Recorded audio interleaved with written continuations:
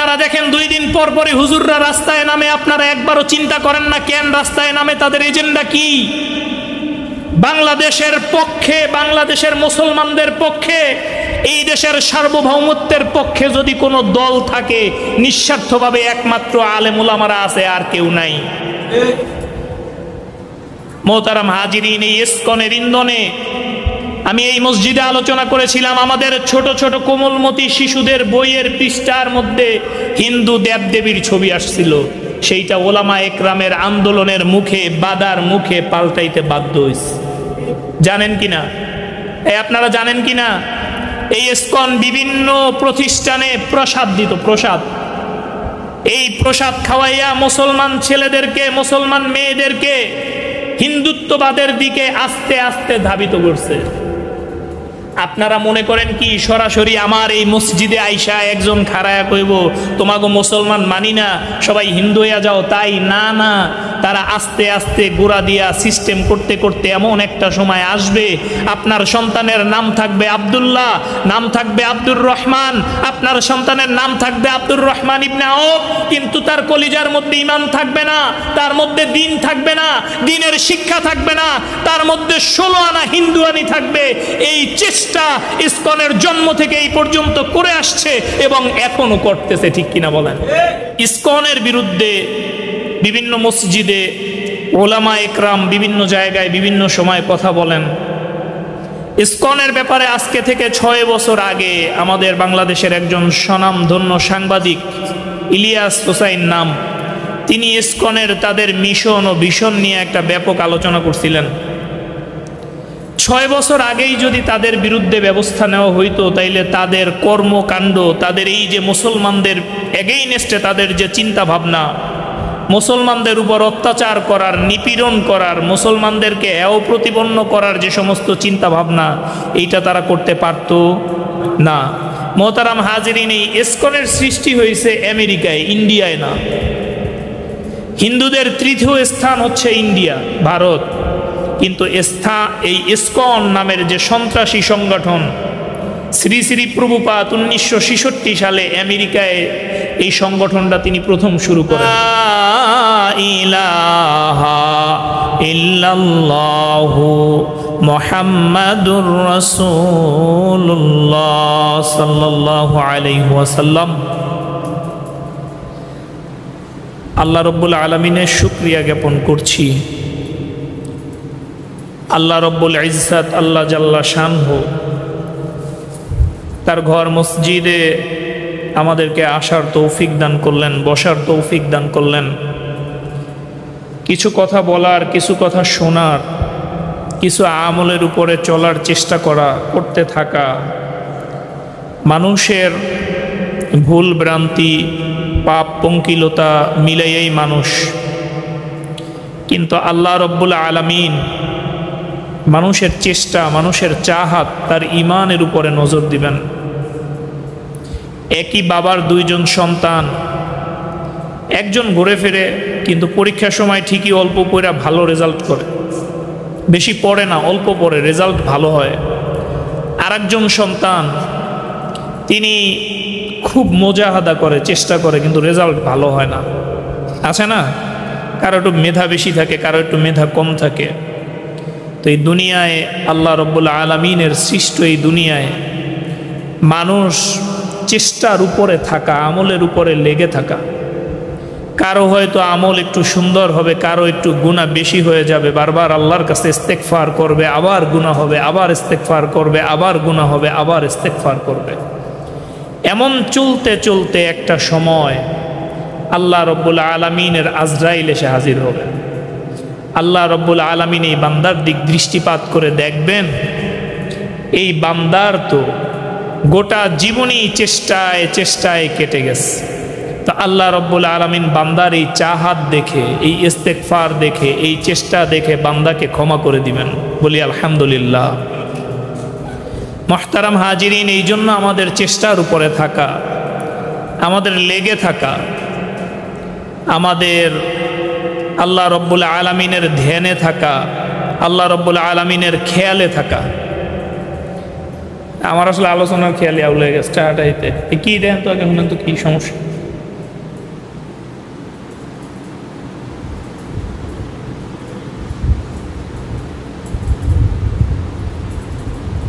হুজুর কি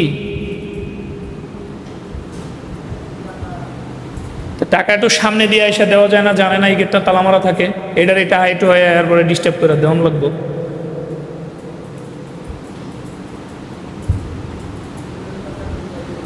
লা ইলাহা ইল্লাল্লাহ, লা ইলাহা ইল্লাল্লাহ, লা ইলাহা, লা ইলাহা ইল্লাল্লাহ, লা ইলাহা ইল্লাল্লাহ, লা ইলাহা ইল্লাল্লাহ, লা ইলাহা ইল্লাল্লাহু মুহাম্মাদুর রাসূলুল্লাহ সাল্লাল্লাহু আলাইহি ওয়াসাল্লাম। গেল জুমায় ভারতের ইতিহাস নিয়ে আলোচনা করা হয়েছে, হিন্দুদের কিছু ইতিহাস নিয়ে আলোচনা করা হয়েছে, বর্তমান বাংলাদেশের কিছু প্রেক্ষাপট নিয়ে আলোচনা করা হয়েছে। আল্লাহ রাব্বুল আলামিন এই আলোচনাগুলো যুবকদের বোঝার তৌফিক দান করে, বলি আমিন। দেখেন, গেল জুমায় আমরা হয়তো আলোচনা করছিলাম আমাদের এই মসজিদে, এটা ডেন্ডাবরের একদম ভিতরের একটা জায়গা, যেখানে মেইন রোডের সাথে কোনো সংযোগ নাই, বাইরের মানুষও নাই, কিন্তু আল্লাহ রাব্বুল আলামিন যদি কিছু কবুল করে, মনে হয় এই আলোচনার বাতাস পুরা বাংলাদেশে ছড়ায় গেছে। বলেন আলহামদুলিল্লাহ। কি জন্য আলোচনা করেছিলাম? গেল জুমায় আমি আপনাদেরকে লাভ জিহাদ সম্পর্কে একটা স্বচ্ছ ধারণা দিছিলাম, যারা পুরো আলোচনা শুনছেন তারা বুঝতে পারছেন হিন্দুদের একটা বিষয়। আজকে গেল সপ্তাহ থেকে এই সপ্তাহের মধ্যে যতগুলা নিউজ প্রচারিত হয়েছে, তাতে অন রেকর্ড 150টার উপরে মেয়ে হিন্দুদের দ্বারা ধর্ষিতা। বলেন নাউজুবিল্লাহ। এটা হলো অন রেকর্ড। ধর্ষণ এমন একটা সেন্সিটিভ ব্যাপার, মেয়েরা এটা প্রকাশ করে না। সমাজের ভয়, পিতামাতার ভয়, পরিবারের ভয়, বিয়া হবে না এরকম ভয়, আরও যদি এই কাজ কইরা বসে হিন্দুদের সাথে, তাহলে সেইটাকেও প্রকাশ করবে না। যেগুলো প্রকাশ হয়েছে সেটা 150 থেকে 180টারও বেশি। নাউজুবিল্লাহ বলেন। নাম্বার 2, ইসকনের বিরুদ্ধে বিভিন্ন মসজিদে ওলামা একরাম বিভিন্ন জায়গায় বিভিন্ন সময় কথা বলেন। ইসকনের ব্যাপারে আজকে থেকে 6 বছর আগে আমাদের বাংলাদেশের একজন স্বনামধন্য সাংবাদিক ইলিয়াস হোসাইন নাম, তিনি ইসকনের তাদের মিশন ও ভিশন নিয়ে একটা ব্যাপক আলোচনা করছিলেন।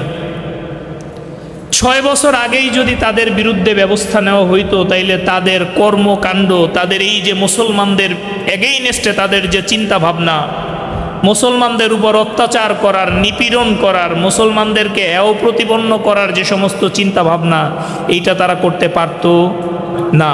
মোহতারাম হাজিরিন, এই ইসকনের সৃষ্টি হয়েছে আমেরিকায়, ইন্ডিয়ায় না। হিন্দুদের তৃতীয় স্থান হচ্ছে ইন্ডিয়া, ভারত, কিন্তু এই ইসকন নামের যে সন্ত্রাসী সংগঠন, শ্রী শ্রী প্রভুপাদ 1966 সালে আমেরিকায় এই সংগঠনটা তিনি প্রথম শুরু করেন। এই সংগঠন শুরু করার পরে এই অনেক হিন্দুরা এই সংগঠনের বিরুদ্ধে ছিল। কেন বিরুদ্ধে ছিল? তাদের হিন্দু ধর্মীয় মতে ইসকন শুধু শ্রীরামকৃষ্ণরই গুণকীর্তন করতেন, এবং ইসকনের যেই সমস্ত বই আছে তাতে অন্য অন্য দেব দেবী তাদেরকে তারা হেয় প্রতিপন্ন করছেন। মানে তাদের যে অন্য দেবদেবীরা আছে, হিন্দুরা যে দেবদেবীতে বিশ্বাস করে, এই সমস্ত দেবদেবীকে হেয় প্রতিপন্ন করে শুধু শ্রীরামকৃষ্ণরই জয় জয় গান এই ইসকন গাইছেন।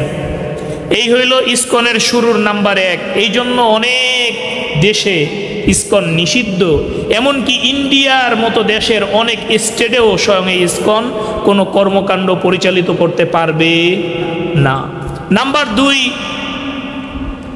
সাধারণ হিন্দুরা অনেকেই ইসকনকে পছন্দ করে না তাদের এই কূট অপকৌশলের কারণে। সাধারণ হিন্দুরা ইসকনের বিরুদ্ধে কথা বলে, যেমন ইলিয়াস হোসেন যে প্রকাশ করেছিলেন, বাংলাদেশে ইসকনের প্রথম এজেন্ডা ছিল ভারত মাতার সাথে বাংলাদেশ যে আলাদা হয়েছে, মায়ের কাছে তার এই ভূখণ্ডকে আবার বুঝায়া দেওয়া। বলেন নাউজুবিল্লাহ। তাইলে এইটা কি সরাসরি বাংলাদেশের সার্বভৌমত্বের জন্য হুমকি কিনা? বলেন, কথা বোঝেন নাই? এই বাংলাদেশকে আবার ভারতের সাথে এক করে দেওয়া, তার মানে বটা রুটায় দিয়া বাংলাদেশকে ভারতের সাথে মিলাইয়া দেওয়া, এইটা হইল ইসকনের একটা এজেন্ডা। এই ধরনের চিঠি একটা ইলিয়াস হোসেন আজকে থেকে 6 বছর আগে প্রকাশ করছিল। মোহতারাম হাজিরিন, আরো জঘন্য কথা শোনেন। আমাদের টঙ্গীর একজন মুরব্বী ইমাম সাহেব, হুজুর হচ্ছে মিয়াজি হুজুরের নাম। হুজুর এই ইসকন নিয়ে বিভিন্ন সময় তার মসজিদে বিভিন্নভাবে তিনি আলাপ করছেন। ইসকনের বিরুদ্ধে বলায় তাকে প্রাণনাশের হুমকি দেওয়া হয়েছে। তারে ইসকনের পক্ষে কথা বলার জন্য কোটি টাকার অফার করা হয়েছে, বলেন নাউজুবিল্লাহ। এরপরে হুজুর ইসকনের পক্ষে কোনো কথা বলে নাই, কারণ মুসলমানদের কলিজা ভরা আছে কি? ঈমান। মুসলমানদের কলিজা ভরা কি? ঈমান। এমন এক জিনিস, এই ঈমান কারো কাছে বিক্রি করা সম্ভব? ঈমান কারো কাছে বিক্রি করা সম্ভব? 1 কোটি টাকা দিলে ঈমান বেচা যাবে? 5 কোটি টাকা দিলে ঈমান বেচা যাবে না। গত সপ্তাহে হুজুরকে সকালবেলা ইসকনের চামচা চামুন্ডারা অপহরণ করছে, বলেন নাউজুবিল্লাহ। অপহরণ করে হয়তো তারে ইন্ডিয়ায় পাচার করতে চাইছে, কোনো কারণে হয়তো পারে নাই। তারে এই টঙ্গী থেকে নিয়ে পঞ্চগড়ে অপ্রকৃতস্থ অবস্থায়, উলঙ্গ অবস্থায় শিকল দিয়ে একটা গাছের সাথে পা বান্ধা ফালায় রেখে গেছে। মোহতারাম হাজিরিন, কোন বাংলাদেশে আমরা বাস করতেছি? কালকে যে আপনার ইমাম সাহেবের ধুতি পরা ছবি দেখবেন না, এরম কোনো আশা করা যায় না? এরম আশা করা যায়? এহেন কোনো চক্রান্ত নাই দেশ বিরোধী, মুসলমান বিরোধী, ইসলাম বিরোধী যা এই ইসকন করে নাই। আমার উদ্দেশ্য সাধারণ হিন্দু না, আমার উদ্দেশ্য জাতিগত বিভেদ তৈরি করা না, আমার উদ্দেশ্য মুসলমান হিন্দুদের সাথে দাঙ্গা বাজানো না। কিন্তু এই হিন্দুরা, এই ইসকন, এই প্রভুপাদ, এদের দল, এরা সবসময় চায় বাংলাদেশে একটা ধর্মীয় দাঙ্গা তৈরি হোক, যেই দাঙ্গারে ইস্যু কইরা ইন্ডিয়ার দাদা বাবুরা আমাদের দেশে এসে আক্রমণ করতে পারে। ঠিক না বেঠিক? মোহতারাম হাজিরিন, বাংলাদেশে 3 লক্ষ মসজিদ, 3 লক্ষ মসজিদের 3 লক্ষ মিম্বর, 3 লক্ষ মিম্বরে 3 লক্ষ খতিব। একজন খতিবরে তুমি অপহরণ করবা, 2 জনরে অপহরণ করবা, বেশির থেকে বেশি না 50,000 খতিবরে তুমি মুনাফেক বানাবা, ভয় দেখাবা, কিন্তু বাকি 2.5 লক্ষ খতিবের কণ্ঠ কোন ইসকন কেন সারা পৃথিবীর কোন পরাশক্তি এসে আটকায় রাখতে পারবে? আটকায় রাখতে পারবে? কোন মানুষের এই এজেন্ডা হতে পারে না যে অন্য জাতির মেয়েদেরকে ধর্ষণ করে প্রেগনেন্ট বানায় দিয়ে আমার ধর্মকে প্রচার করব। এইটা কুকুরের এজেন্ডা হতে পারে? এইটা কোন মানুষের, এইটা কোন ধর্মের, এইটা কোন জাতির এজেন্ডা হতে পারে না। এটা কোন জাতির এজেন্ডা হতে পারে না। আজকে ইসকনের এই হিন্দুত্ববাদী সংগঠন, এটাকে নিষিদ্ধ চাওয়ার সময় চলে আসছে। ইসকনকে বাংলার জমিতে নিষিদ্ধ করতেই হবে। এই বাংলার জমিতে তারা যদি বেশি মাতামাতি আরো সামনে করে, জনগণ লাগবে না। 3 লাখ ইমাম যদি রাস্তায় নামে, ইসকনের দাদা বাবুরা ধুতি খুঁজে পাবে? ধুতি খুইলা দৌড়াইতে হবে, ধুতি নিয়েও ইন্ডিয়ায় পালানোর সুযোগ থাকবে না। মোহতারাম হাজিরিন, তাদের দৌড় কত দূর আপনারা জানেন না। আপনারা দেখেন 2 দিন পর পরে হুজুররা রাস্তায় নামে, আপনারা একবারও চিন্তা করেন না কেন রাস্তায় নামে, তাদের এজেন্ডা কি? বাংলাদেশের পক্ষে, বাংলাদেশের মুসলমানদের পক্ষে, এই দেশের সার্বভৌমত্বের পক্ষে যদি কোনো দল থাকে, নিঃস্বার্থভাবে একমাত্র আলেম উলামারা আছে, আর কেউ নাই। মোহতারাম হাজিরিন, এই ইসকনের ইন্ধনে আমি এই মসজিদে আলোচনা করেছিলাম, আমাদের ছোট ছোট কোমলমতি শিশুদের বইয়ের পৃষ্ঠার মধ্যে হিন্দু দেবদেবীর ছবি আসছিল। সেইটা ওলামা একরামের আন্দোলনের মুখে, বাদার মুখে পাল্টাইতে বাধ্য হয়েছে। জানেন কিনা? আপনারা জানেন কিনা? এই ইসকন বিভিন্ন প্রতিষ্ঠানে প্রসাদ দিত, প্রসাদ। এই প্রসাদ খাওয়াইয়া মুসলমান ছেলেদেরকে, মুসলমান মেয়েদেরকে হিন্দুত্ববাদের দিকে আস্তে আস্তে ধাবিত করছে। আপনারা মনে করেন কি সরাসরি আমার এই মসজিদে আইসা একজন খাড়ায়া কইব তোমাগো মুসলমান মানি না, সবাই হিন্দু হইয়া যাও? তাই না, না, তারা আস্তে আস্তে গোড়া দিয়া সিস্টেম করতে করতে এমন একটা সময় আসবে আপনার সন্তানের নাম থাকবে আব্দুল্লাহ, নাম থাকবে আব্দুর রহমান, আপনার সন্তানের নাম থাকবে আব্দুর রহমান ইবনে আওফ, কিন্তু তার কলিজার মধ্যে ঈমান থাকবে না, তার মধ্যে দ্বীন থাকবে না, দ্বীনের শিক্ষা থাকবে না, তার মধ্যে 16 আনা হিন্দুয়ানি থাকবে। এই চেষ্টা ইসকনের জন্ম থেকে এই পর্যন্ত করে আসছে এবং এখনো করতেছে, ঠিক কিনা বলেন? এই জন্য মোহতারাম হাজিরিন, ইসলাম মানে শুধু নামাজ রোজা নিয়ে থাকলাম দেশ গোল্লায় যাক এটার নাম ইসলাম না। আমি আমার সংসার, আমার স্ত্রী, আমার সন্তান নিয়ে ভালো থাকলাম, আমার পাশের বাসার বোনের কি হলো এটার নাম ইসলাম না। কে ধর্ষিত হলো ওইদিকে আমার খেয়াল নাই, ওইটার নামও ইসলাম না। ইসলাম মানে কমপ্লিট কোড অফ লাইফ। গোটা জিন্দিগির মধ্যে যা কিছু আছে প্রত্যেকটা দিকে খেয়াল রাখবে, তার নামই কি? মুমিন। মুমিন ধোঁকা দেবেও না, ধোঁকা খাবেও না। মোহতারাম হাজিরিন, আমার এই সোনার বাংলায় অনেক গির্জা আছে, আমরা কোনোদিন তাদেরকে বাধা দেই নাই যে তুমি তোমার গির্জায় প্রার্থনা করতে পারবা না। বাধা দেওয়া হয়েছে? হয় নাই। আমরা যখন মাগরিবের আজান দেই তখন হিন্দুরা ঘন্টা বাজায়, কোনোদিন কোনো হিন্দুর বাসায় যা বলা হয় নাই তুমি ঘন্টা বাজাইতে পারবা না, উলুর ধ্বনি দিতে পারবা না, কোনোদিন বাধা দেওয়া হয়েছে? হয় নাই। কোনোদিন কোনো হিন্দুরে বলা হয় নাই তুমি মাথায় সিঁদুর দিয়া ইউনিভার্সিটিতে আসতে পারবা না, তুমি হিন্দু, তুমি হাতে শাখা বালা দিয়া তুমি ইউনিভার্সিটিতে আসতে পারবা না।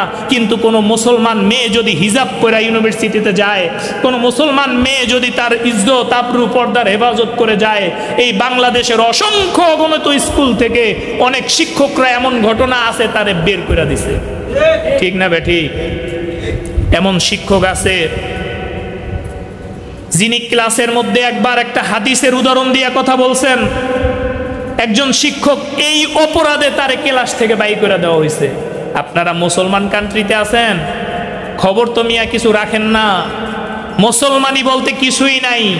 এই দেশ তো এখন দাদা বাবুগো দেশ হয়ে গেছে, উপরে উপরে খালি মুসলমান আছেন। আজকে এক আসামনির ধর্ষণ দিয়া দেখেন কত শত ধর্ষণ বেরোইল। মোহতারাম হাজিরিন, পুলিশ মামলা নেয় না, এটা নিয়ে তদন্ত হয় না, দাদা বাবুগো টাকার তলে সব চাপা পড়ে যায়, ঠিক না বেঠিক? কিছু সংখ্যক পুলিশের জন্য গোটা পুলিশ জাতির দিকে আঙ্গুল উঠানোর সুযোগ নাই, কিন্তু যে পুলিশ টাকা খাইয়া একটা ধর্ষণের কেস ধামাচাপা দিয়া দেয়, এই পুলিশ তার মায়েরে মানুষের কাছে ভাড়া দিয়া টাকা নিতে দ্বিধাবোধ করবে না, ঠিক না বেটি? আজকে তুই আমার মেয়ে ধর্ষণ হইছে, পুলিশ তুই টাকা খাইয়া হিন্দুর কাছ থেকে ভুলে গেলি, তুই তার থেকে তোর মায়েরে বিক্রি কর, তোর মায়েরে ইন্ডিয়ার দাদাবাবুর কাছে বিক্রি করে দিয়া এই টাকা দিয়া তুই সম্পদ কর, তাও তো এর থেকে ভালো হইতো, ঠিক না বেঠিক? মোহতারাম হাজিরিন, এই ইসকনের চিন্তা ভাবনা হচ্ছে মুসলমান আর হিন্দুদের মধ্যে দাঙ্গা লাগানো। কি লাগানো বলেন? এই দাদা বাবু দাঙ্গার পর তোমার ভারত তোমারে সাহায্য করতে আসবে, অনেক দূরের রাস্তা, কিন্তু একদিন যদি মুসলমান এই ইসকনের বিরুদ্ধে রাস্তায় নামে তাইলে এই ইসকনের খোঁজ পাওয়া যাবে না। মোহতারাম হাজিরিন, বাংলাদেশের মিডিয়া ভইরা আমার প্রস্তাব করতে ইচ্ছা করে। আপনারা মাঝে মধ্যে রাগ হইতে পারেন যে আমাকে একজন তেরা খতিব কথাবার্তা কয়, কোনো ব্যালেন্স নাই। আপনি দেখেন এত বড় ঘটনা ঘটে গেল, মিডিয়ার কোনো কাভারেজ নাই। একটা নিউজে দেখছেন আশামনির খবরটা? এই বলেন মূল ধারার একটা নিউজে কেউ এই আশামনির খবরটা দেখছেন? কথা বলেন না, কেউ দেখলে বলেন দেখছি। আর টিভি, জি টিভি, মাই টিভি, 71, 72 অনেক চ্যানেল আছে, কোনো একটা চ্যানেল একজন মুসলমান ধর্ষণ হইলে সেইটা প্রকাশ করে না। আশ্চর্য এক দেশে আমরা বসবাস করতেছি। মোহতারাম হাজিরিন, গেল সপ্তাহের ঘটনা শোনেন, বুয়েটের ঘটনা। বুয়েট বাংলাদেশের সর্বোচ্চ শিক্ষাবিদ, ইঞ্জিনিয়ার জেহিন দিয়া একবারে সর্বোচ্চ ডিগ্রি ধারণ করে। এই বুয়েটের এক ছাত্র সুশান্ত পাল, ইসকনের এক পান্ডা, চেলা, চামচা, চামুন্ডা, তিনিও আমাদের মুসলমান বোনদেরকে ধর্ষণ কইরা এগুলা নিয়ে ফেসবুকে পোস্ট করছে। এক রাতের মধ্যে বুয়েট উত্তাল হয়ে গেছে। বুয়েটের হাজারো ছাত্ররা রাস্তায় নেমে আসছে, ঢাকা ইউনিভার্সিটির হাজারো ছাত্ররা রাস্তায় নেমে আসছে। তারা মিছিল করছে রাতভর, ইসকন নিষিদ্ধের জন্য তারা রাস্তার মধ্যে রাজপথে আন্দোলন করছে। ওই ছেলেরে ধইরা পেদানি দিছে, পুলিশই দিছে। এত বড় ঘটনা মিডিয়া চোখেই দেখে নাই, চোখ কানা মিডিয়া। নাউজুবিল্লাহ বলেন। এত বড় ঘটনা কি মিডিয়া চোখে দেখে নাই? অথচ দেখেন মিডিয়া এনসিপির 5 জনার সমাবেশ, ওইটা মিডিয়া কভারেজ করে। 10 জন ল্যাংটা বুদ্ধিজীবী জাগরে 10 জনে চিনে না।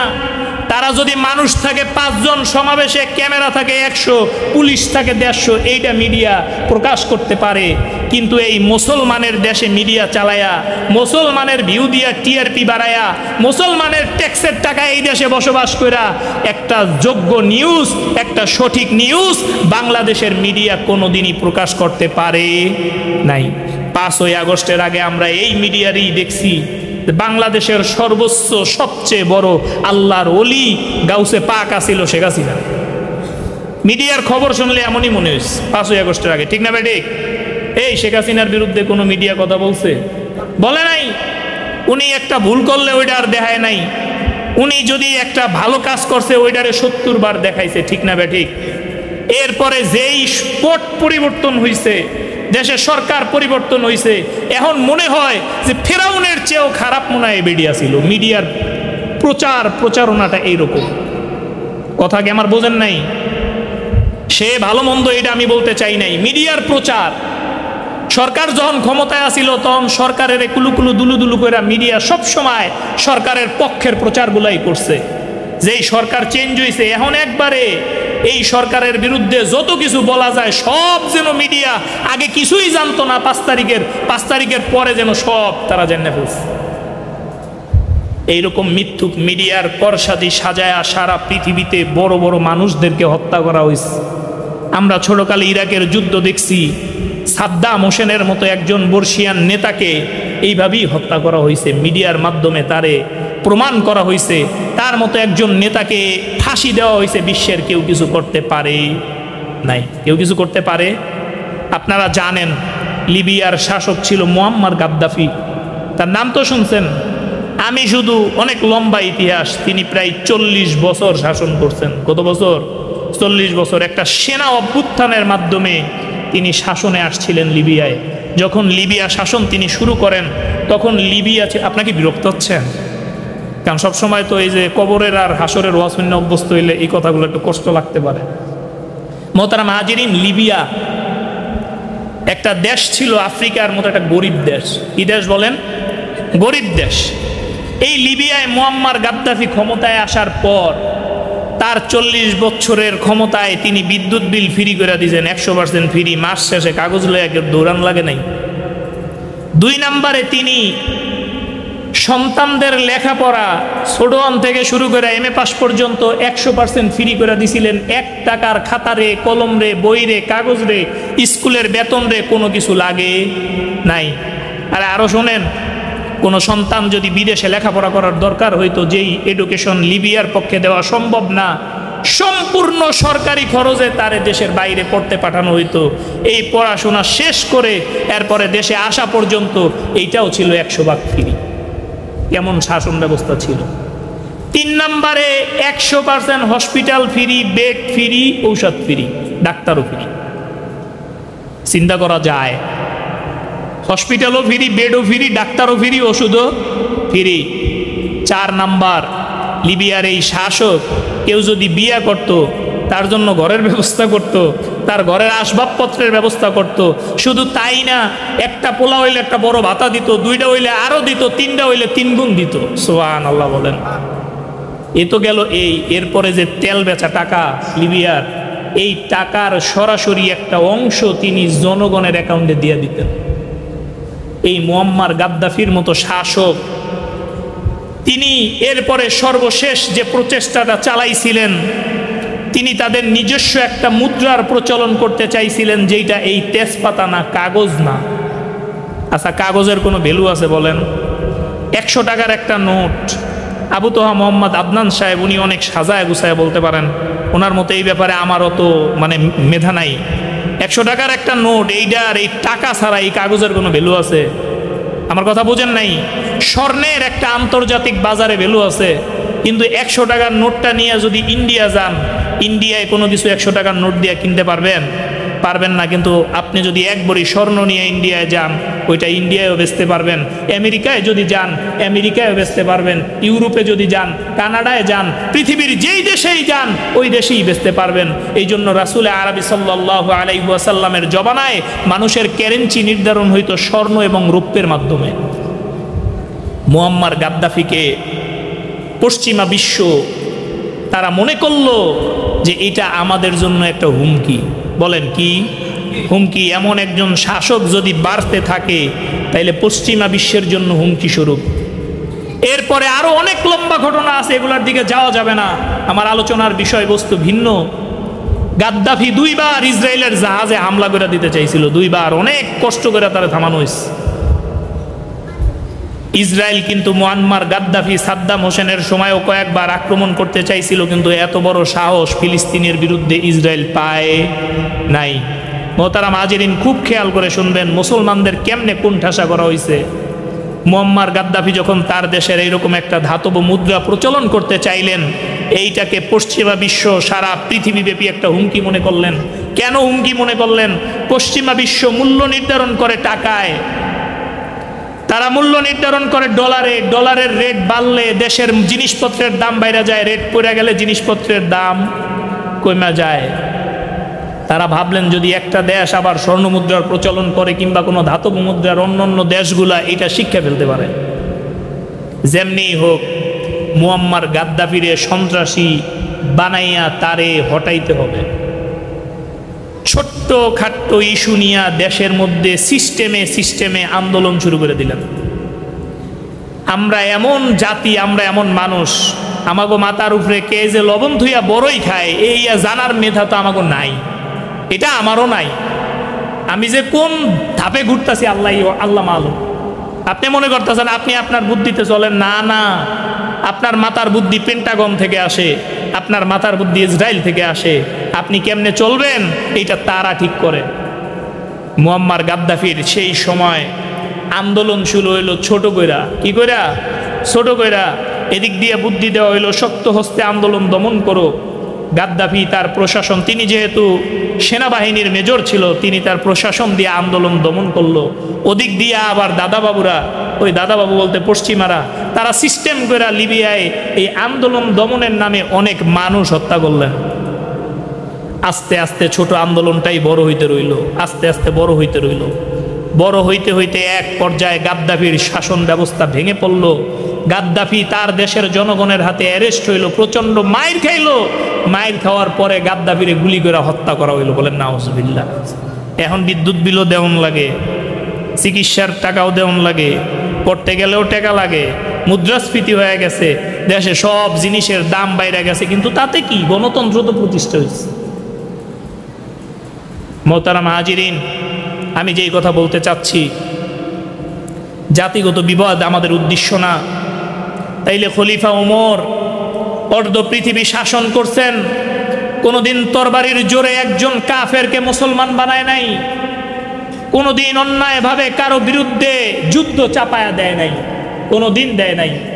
মোহতারাম হাজিরিন, মুসলমান হিন্দু খ্রিস্টানরা কেমনে মুসলিম ধর্মে ডাইভার্ট হয়েছে ছোট্ট একটা ঘটনা শোনেন। আব্দুল্লাহ ইবনে আমর ইবনে আস রাদিয়াল্লাহু তাআলা আনহু, কি নাম বলেন? আব্দুল্লাহ ইবনে আমর ইবনে আস রাদিয়াল্লাহু তাআলা আনহু, তিনি যুদ্ধে গেছেন জেরুজালেম জয় করার জন্য। কোন জায়গা? জেরুজালেম। এই যেই জায়গায় আজকের মসজিদে আকসা। এই জেরুজালেম জয় করার জন্য আল্লাহর নবীর সাহাবী আব্দুল্লাহ ইবনে আমর ইবনে আস রাদিয়াল্লাহু তাআলা আনহু গেলেন। তিনি যাওয়ার পরে যুদ্ধের প্রাককালে, যুদ্ধের আগে এই জেরুজালেমে ঈসা আলাইহিস সালাতু ওয়াস সালামের একটা মূর্তি বানানো ছিল। কার মূর্তি বলেন? জেরুজালেমের কোন এক রাস্তার টার্নিং পয়েন্টে খ্রিস্টানরা ঈসা নবিয়ানা আলাইহিস সালাতু ওয়াস সালাম, যারে তারা যিশু বলে, যিশু, ঈসা নবিয়ানা আলাইহিস সালাতু ওয়াস সালামের একটা মূর্তি বানাইছেন। যুদ্ধের আগে কে যেন এই মূর্তির নাক ভেঙে নিয়ে গেছে। কি করছে? মূর্তির নাক ভেঙে দিছে। খ্রিস্টানদের যিনি সর্বোচ্চ লিডার ছিল, নেতা ছিল, তিনি এইটা নিয়ে ব্যাপক একটা আন্দোলন সংগ্রাম, একটা কূট চক্রান্ত শুরু করছেন।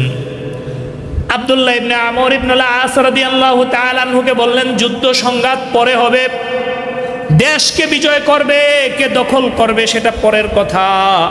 আমাদের নবীকে অপমান করা হয়েছে, তো আমরাও তোমার নবীকে অপমান করব। তাইলে কেমনে নবীর অপমান করবা? বলছে, আমরা নবী মুহাম্মাদুর রাসূলুল্লাহ সাল্লাল্লাহু আলাইহি ওয়াসাল্লামের একটা মূর্তি বানাবো এবং এই মূর্তি বানায়া সবার সামনে এই মূর্তির নাক ভেঙে দিব। বলেন নাউজুবিল্লাহ। আব্দুল্লাহ ইবনে আমর ইবনে আস রাদিয়াল্লাহু তাআলা আনহু বললেন, পাগল নাকি বেটা? একে তো ইসলাম ধর্মে মূর্তি বানানো হারাম, কিন্তু তারপর আমাদের মতো সাহাবা একরাম বাইচা থাকতে তুমি কেমনি আমার নবীর মূর্তি বানাইয়া আবার নবীর মূর্তির নাক ভাঙা দিবা? আব্দুল্লাহ ইবনে আমর ইবনে আস রাদিয়াল্লাহু তাআলা আনহুর এই কথা শুনে খ্রিস্টান পাদ্রী কোনো মতেই মানে না।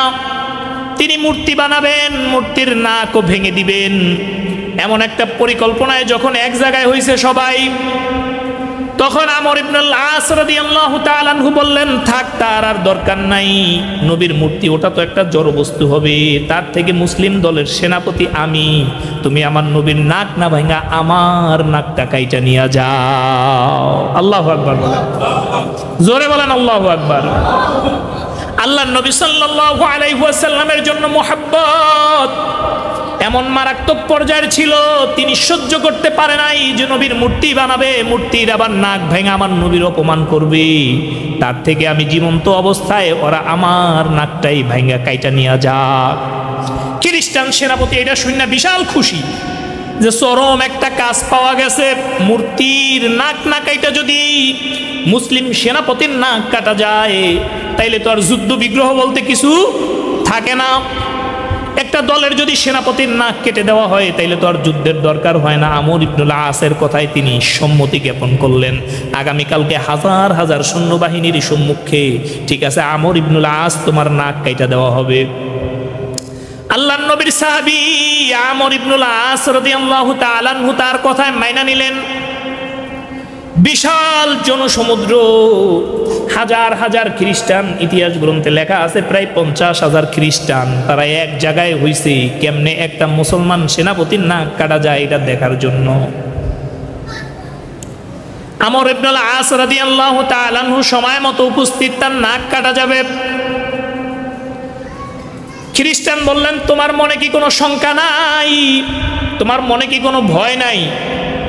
আল্লাহর নবীর সাহাবী বলে, না না, আমার জীবন যায়ও যদি আমার নবী সাল্লাল্লাহু আলাইহি ওয়াসাল্লামের একটা ইজ্জত আবরুর একটুখানিও হেফাজত হয়, তাইলে আমি আমর ইবনে আসের জীবনের কোনো ভয় নাই। আল্লাহু আকবার বলেন, আল্লাহু আকবার বলেন। মুহতারাম হাজিরিন, আমর ইবনে আস নাক কাটার আগে দেখা গেল তিনি খুব বিচলিত, বেকার আর বেসর। খ্রিস্টানরা ভাবলেন তিনি মনে হয় ভয় পাইছেন। বলেন, মুসলমান কি ভয় পাওয়ার জাতি নাকি? মুসলমান পলানের জাতি? মুসলমান কি মিছিলের পিছন দা ভাগ্যে যাওয়ার জাতি? আরে না তো, মুহে কম সময় কালে বলতে হয় এটা কয়েকজন থাকেন, ডাক দিলে আর কেউ পাওয়া যাবে না। আমি জানি নারায় তাকবীরের সময় 7 ভাই, পুলিশে দাওয়ানি দিলে কেউ নাই। এটা আমি দেখছি অনেক ওয়াজ মাহফিলে। আরে বাবারে, পুরা গরম। রাইতে যখন পুলিশ আয়া ধরে লয়া যায় হুজুর রে, তখন আর কেউ পাওয়া যায় না, না কমিটি না মুসল্লি, কেউ নাই। 3 দিন পর হুজুরের সন্তান কি খাইছে, হুজুরের বউ কি পিনছে, এই খবর মুসলমান রাখে না। আমরা তো সেই মুসলমান। উচিত কথা কন না, মিছা কথায় আল্লাহু আকবার কইয়া লাভ নাই। অসংখ্য অগণিত আলেম যারা কারাগারে বন্দী ছিল, এখনো বন্দী আছেন। আপনারা হয়তো কয়েকজনের নাম জানেন, যারা একটু হজ মাহফিল করে এগোরে চিনেন, বাকি করে তো চিনেন না। যারা একটু সামনের কাতারের আলেম তাদেরকে তো চিনেন, তাদের 70 বার পড়াইতে পারে এমন আলেমও তো বাংলাদেশে আছে, কিন্তু তাদের ব্যাপারে খোঁজ খবর রাখেন না। মুহতারাম হাজিরিন, আমর ইবনে আস যেই কথায় ছিলাম, আমর ইবনে আস রাদিয়াল্লাহু তাআলা আনহুকে বিচলিত দেখে বলল, তুমি কি কিছু বলতে চাও? তোমার এই বেকারারি বেশরির কারণ কি? তুমি এত অস্থির কেন? সমস্যাটা কি বলো? আমর ইবনে আস রাদিয়াল্লাহু তাআলা আনহু কান্দা দিছেন। খ্রিস্টানরা মনে করছে আমর ইবনে আস ভয় পায়া কান্না করতেছেন। খ্রিস্টানরা যখন তারে জিজ্ঞাসা করছে তখন বলছে, আরে মুসলমান তো কিয়ামতের দিবসে বিশ্বাস করে, তোমরা তো জানো। বলছে, হ জানি। ওই কিয়ামতের ময়দানে কঠিন মুসিবতের দিনে যেই সাহাবীর কল্লা কাটা হইছে, যে ইসলামের জন্য শহীদ হইছে, ও তো ওর কল্লাটা নিয়ে আল্লাহর নবীর সামনে হাজির হবে। হাজির হয়ে বলবে, ইয়া রাসূলুল্লাহ, ইয়া হাবিবাল্লাহ, আপনার মোহাব্বতে আপনার দ্বীনের যুদ্ধের জন্য আমি আমার মাতা শহীদ করে দিছি। এমন সময় কেউ তার হাত নিয়ে হাজির হবে আল্লাহর নবীর কাছে, কেউ পাও নিয়ে হাজির হবে। আমার লজ্জা লাগতেছে, আজকে নাক নাকাইটা যদি আমার কল্লা কাটা যাইতো, তাইলে ওই শহীদদের মধ্যে আমি আমর ইবনুল আস আমার মাতা নিয়ে হাজির হইতাম। জোরে বলেন আল্লাহু আকবার। আমি আমর ইবনুল আস আমার মাথা নিয়ে হাজির হইতাম, দেখাইতাম, ইয়া রাসূলুল্লাহ, ইয়া হাবিবাল্লাহ, আমি আমর শুধু নাক কাটি নাই, আমার জীবন দিয়া দিছি, কল্লা কাটছি। আমি শুধু এই কারণে বিচলিত, বেকার আর বেসর, আমার চোখ দিয়া পানি পড়তেছে। আর আমি শুধু একটা নাক নিয়ে কেমনে আমার নবীর দরবারে হাজির হব, কেমনে দেখাবো যে নবী আমি শুধু নাক কাইটা দুনিয়া দিয়ে আসছি। মোহতারাম হাজিরিন, আপনারা জানেন, শুধু এই ঘটনা পরিলক্ষিত করে তৎকালীন সময় 50,000 খ্রিস্টান এক মাঠে আমর ইবনুল আসের হাতে হাত দিয়ে মুসলমান হয়ে গেছে। আল্লাহু আকবার বলেন। এই মুসলিম জাতি তো সেই জাতি, এই জাতি তো ধর্ষণ করে ইসলাম প্রতিষ্ঠা করে নাই, এই জাতি তরবারির জোরে ইসলাম প্রতিষ্ঠা করে নাই, এই জাতি যুদ্ধ লাগায় কোনোদিন ইসলাম প্রতিষ্ঠা করে নাই, এই জাতি কোনোদিন তার ধর্ম অন্যের ঘাড়ে চাপায়া দেয় নাই। এই জাতি বুঝাইছে, দাওয়াত দিছে, তাবলিগ দিছে, ভাই তুই জাহান্নামের পথ থেকে জান্নাতের দিকে ফিরায়, ভাই তুই তো মুশরিক, তুই তো মাজুসি, তুই তো অন্ধকারের দিকে হাঁটতাছ, তুই আলোর দিকে আয়। এই বাংলাদেশের ঘটনা, প্রত্যেক মাসে আটা দেবে, আটা, গম গম, এই লোভ দেখায় মানুষ খ্রিস্টান বানাইছে। বাংলাদেশের ঘটনা, মঙ্গল গ্রহের ঘটনা না। 5,000 টাকা করে দিবে, এই জন্য এক বৈঠকে 150 মানুষ খ্রিস্টান বানাইছে। নাউজুবিল্লাহ বলেন। এমন ঘটনা এই বাংলাদেশে হাজারো আছে, একটা দুইটা না। টাকার লোভ, পয়সার লোভ, নারীর লোভ, অর্থের লোভ, অনেক কিছু দেখাইয়া এই বাংলাদেশের মধ্যে মানুষকে ধর্মান্তরিত করার চেষ্টা করছে। এমন ঘটনার অভাব নাই। এই পৃথিবীর মধ্যে যত বড় বড় হত্যাকাণ্ড সংগঠিত হয়েছে, একটাও মুসলমানের নাম পাবেন না। অ্যাডলফ হিটলার এত মুসলমান নাকি? এ বলেন মুসলমান নি? কথা কয় নাকি? চুপকে। অ্যাডলফ হিটলার মুসলমান? যিনি দ্বিতীয় বিশ্বযুদ্ধ লাগাইছে কি মুসলমান আছিল? বুশ যে গ্যাঞ্জাম লাগাইছে কি মুসলমান আছিল? বলেন নাই। বেনিয়ামিন নেতানিয়াহু, বর্তমানে ইসরায়েলের যিনি প্রধানমন্ত্রী, একটা কুকুরের গুড় মনে হয় ওর চেয়ে বেশি দাম আছে। ওর মতো কাফের যে আল্লাহ রব্বুল আলামিন কোন জাহান্নামে রাখবে আমার বুঝে আসে না। আরে এটা কি মুসলমান নাকি বলেন? সারা পৃথিবীতে সবাই বলে গাজার যুদ্ধ, গাজার যুদ্ধ। আরে কিসের যুদ্ধ? আপনার বয়স 35 বছর আর একজনের বয়স 5 বছর, ওর লগে কি আপনার যুদ্ধ যায়? এই বলেন যুদ্ধ যায়? আপনার হাতে আছে স্টেন গান, ফ্রেন গান আছে, আপনার হাতে AK-47 আছে, আর একজনের হাতে কিছু নাই, বাদশা লাড়িও নাই। আপনি তো 1 কিলোমিটার দূর দিয়ে গুল্লি করে দিলেও শেষ। ওর লগে কি আপনার যুদ্ধ হয়? আরে গাজার কোনো যুদ্ধ না, একতরফা গণহত্যা এই গাজার মধ্যে ইসরায়েল চালাইতেছে। আরাকানের মধ্যে যুদ্ধ, যুদ্ধ, যুদ্ধ। আরে আরাকানে যুদ্ধ কিসের? নিরপরাধ মুসলমানদেরকে নির্বিচারে হত্যা করাই হয়েছে এই ইহুদি নাস্তিকদের কাজ। আর বাংলাদেশের মিডিয়ার মতো তো সারা পৃথিবীর মিডিয়াগুলা ইসরায়েলের দখলে। আর এগোর কাজ হয়েছে মাইট যে খাবে তার ভিলেন প্রমাণিত করবে। ঠিক না বেঠিক? আরে আমি একটা সহজ উদাহরণ দিই। সারা জীবন হুনছি জামাতের মতো খারাপ দল, এগো মতো যুদ্ধ অপরাধী দল, এগো মতো বাজে দল আর দুনিয়ায় নাই। এরা এই রে সেই রে, ওই রে ওই রে। আচ্ছা, ইউনিভার্সিটিগুলোয় নির্বাচন হইলো, আরে আমনে নাইলে বোকা, আমি নাইলে বোকা, আপনি অশিক্ষিত, আমি অশিক্ষিত, ইউনিভার্সিটি পোলাপান কি অশিক্ষিত? এই কথা বলেন, ইউনিভার্সিটির ছেলেপেলেরা কি অশিক্ষিত নাকি? এখন মাথায় কি কিছু নাই? তাইলে এরা এতগুলা ইউনিভার্সিটিতে জামাত ইসলামের প্রার্থীরে এই যে ভিপি বানায় দিল, জিএস বানায় দিল, এটি কি আপনি মনে করেন এমনি এমনি ঘুমায় ঘুমায় বানায় দিছে? এটি ঘুমায় ঘুমায় বানায় নাই। কারণ তারা জানে তাদের আকীদা নিয়ে আমার বলার কিছু নাই, তাদের কর্মকাণ্ড দিয়ে বলার কিছু নাই। কিন্তু সাধারণ মানুষ এটা জানে দেশও ইসলামের হাতে নিরাপদ, জাতিও ইসলামের হাতে নিরাপদ। ঠিক কিনা বলেন? এই দেশ জাতির ইসলাম ছাড়া কোনো উপায় নাই। আমাদের দেশে যদি ইসলামী শাসন ব্যবস্থা কায়েম থাকতো, আজকে যদি একটা ধর্ষণের বিচার পাথর মেরে হত্যা করা হইতো শাহবাগে, তাইলে আর কোনো দাদা বাবু তো ভালো, কেউই আর কোনো ধর্ষণ করতে পারতো না। মোহতারাম হাজেরিন, 7ম শ্রেণীতে পড়ুয়া মাদ্রাসা ছাত্রী, সিরাজগঞ্জের এই দিকের, তারে মাদ্রাসায় যায় এই অবস্থায় তুল্লা নিয়া হোটেলের মধ্যে আটকায়া ডেক্সে বড় করে গান বাজায় এরপর দর্শন করছে 3 জনে। কোন বাংলাদেশে আছেন? আমি যে বারবার বলি, এই সমস্ত কথা বলার কারণ আছে। আপনার মেয়ে কোথায় যায়, আপনার মা কোথায় যায়, আপনার বোন আপনার স্ত্রী কোথায় যায়, কোন পথে চলে, তার কোনো বিপদ আপদ হয় কিনা, তার এই ধরনের কোনো সমস্যা আছে কিনা আপনি কি একদিন খোঁজ লইছেন? এখন আর ওই জমানা নাই। আমার বাবা যেমন আমারে ঝাড়ু দিয়া জুতা দিয়া পিটায় মানুষ করছে, এখন জমানা একটু চেঞ্জ হয়েছে, সিস্টেমও চেঞ্জ হয়েছে। আজকে যদি সন্তানের লগে অত দূরত্ব আপনি তৈরি করতে যান, তাহলে সন্তান এমন বিপদে পড়বে, আপনারে বলবেও না, এই বিপদ শেষ পর্যন্ত তার জীবনটাও শেষ হয়ে যাইতে পারে। ঠিক না বেটি? বর্তমান সময়ের ছেলেপেলেরা খুব আবেগী, এখন মাথার মধ্যে বিবেকের চেয়ে আবেগী বেশি। আবেগে এইটা করে লায়, ওইটা করে লায়, মোটরসাইকেলের লেগা গলায় দড়ি দেয়, একটা মোবাইলের লেগা ফাঁসি নেয়, প্রেমিকার লেগা বিষ খায়। এই আগডুম বাগডুম আবেগের গোডাউন হইল বর্তমান সময়ের বাচ্চাদের মাথার মধ্যে। এই জন্য বর্তমান সময়ের বাচ্চাদেরকে একটু টেকনিক্যালি হ্যান্ডেল করা। মোহতারাম হাজিরিন, আমরা মসজিদের মেম্বারে বসে হয়তো একদিন কথা বলবো, কিন্তু আপনাদের সংগ্রাম করতে হবে মৃত্যুর আগ পর্যন্ত। আপনার পরিবারের মধ্যে, আপনার ভাইয়ের পরিবারের মধ্যে, আপনার প্রতিবেশীর মধ্যে, আপনার বাড়ির মধ্যে যদি একটা অ্যাডাল্ট মেয়ে থাকে, তার দিকে আপনার নজর রাখা, খেয়াল রাখা।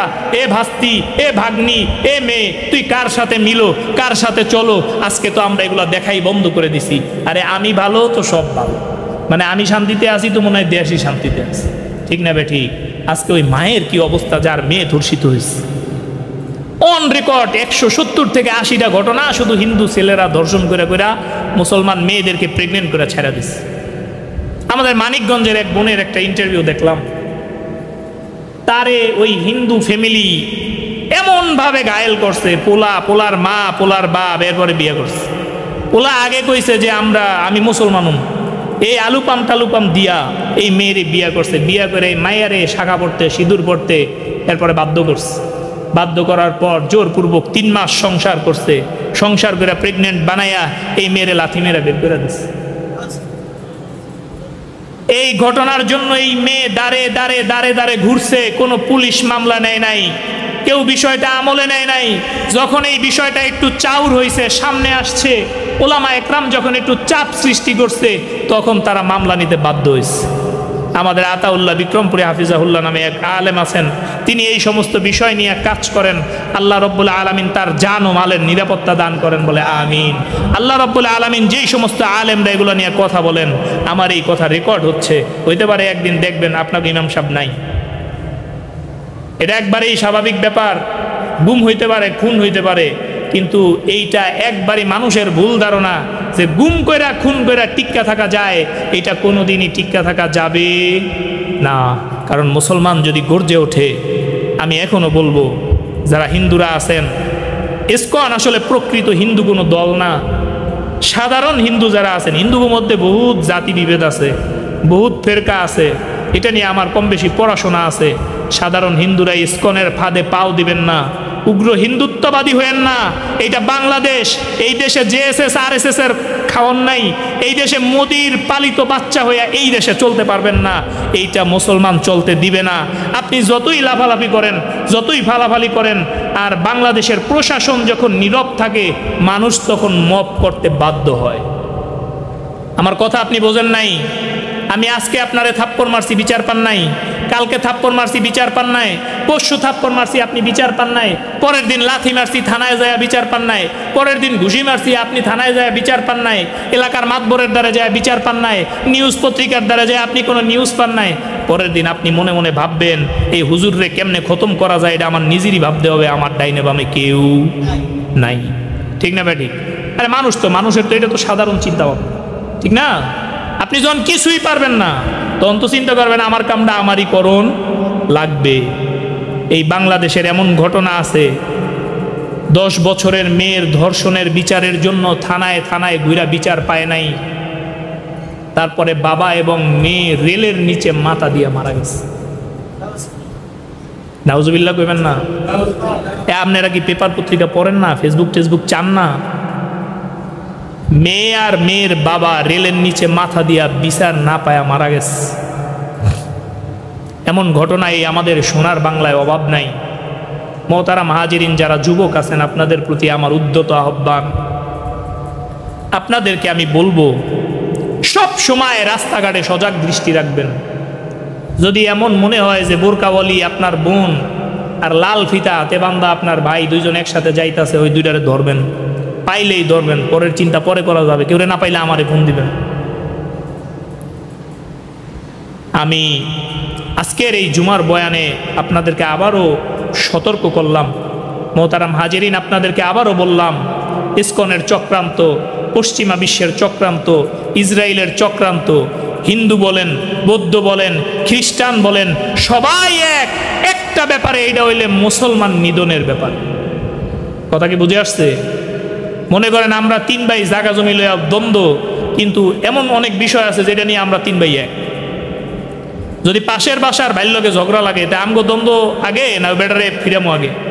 ওই বেটারে আগে ফিরেন নেব। হেকালে দেখা যাবো 3 ভাই লাঠি লইয়া নামছে, ধর শালার আগে পিটাই লই, পরে দেখা যাবো, নিজে গোটা পরে দেখবো। তো হিন্দু, বৌদ্ধ, খ্রিস্টান ঐক্য পরিষদ আছে না? এই বলেন আছে না? এক পরিষদ দিয়া মেসেজ দেওয়া হয়, হিজাবি বোনদের গর্বের মধ্যে হিন্দু বীর্য ঢেলে দাও। আমি আর নিচে নামতে পারতেছি না কথা দিয়া। এমন পোস্ট, অসংখ্য অগণিত পোস্ট আমার দ্বারেও আছে। আপনারা তো সয়ে দেন না, আপনারা তো ফেসবুকে ঢুকলে খালি গান দেখেন আর ভিডিও দেখেন। কোনো মুসলমানের যদি এতেও শরীরের রক্ত গরম না হয়, তাইলে বুঝতে হবে আপনার মধ্যে মুসলমানি বলতে কিছু নাই। মুসলমানি বলতে কি কিছু নাই।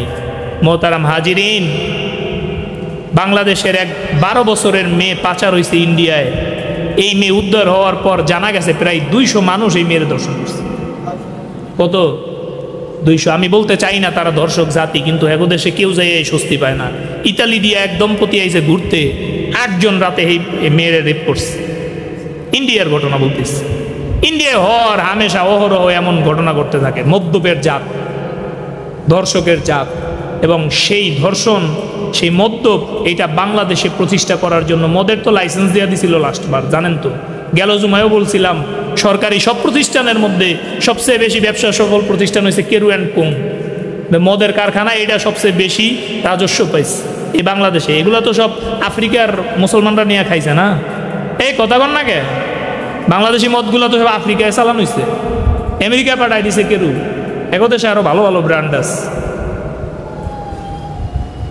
আমাদের চোখ খোলা রাখতে হবে প্রিয় যুবক ভাইরা, আমাদের বিবেক জাগ্রত করতে হবে, আমাদেরকে আমাদের মা বোনদের ইজ্জত আবরুর হেফাজত করতে হবে। মুসলমানের সতীত্বের উপরে আর কিছু নাই, মুসলমানদের কৃতিত্বের উপরে আর কিছু নাই। আমাদের ইমানই বলে বলিয়ান হয়ে, আমাদের দেশ ও জাতির প্রতি মোহাব্বত নিয়ে, ভালোবাসা নিয়ে যত প্রকার বাধা বিপত্তি আসবে, আমরা সবাই একতাবদ্ধ হয়ে প্রতিহত করব, বলেন ইনশাআল্লাহ। জোরে বলেন ইনশাআল্লাহ। যুবকদের যদি কোনো কারণে কখনো মাঠে ময়দানে ডাকা হয়, আমি ছোট মানুষ যদি আমিও ডাক দেই যে আজকে ইসকনের বিরুদ্ধে একটা মিছিল আছে, আজকে মুসলিম বোনের পাশে দাঁড়াতে হবে, আপনারা কে কে থাকবেন একটু আল্লাহু আকবার বলে হাত উঁচা করে দেখেন। নারায়ে তাকবীর, নারায়ে তাকবীর, নারায়ে তাকবীর। ইসলামের শত্রুদের এই দেশে ঠাঁই হবে না, ইসলামের বিরুদ্ধে চক্রান্ত করে এই দেশে টেকা যাবে না। এক কথা বারবারই বলতেছি, ইসলাম একটা শান্তির ধর্ম, ইসলাম একটা প্রিয় ধর্ম।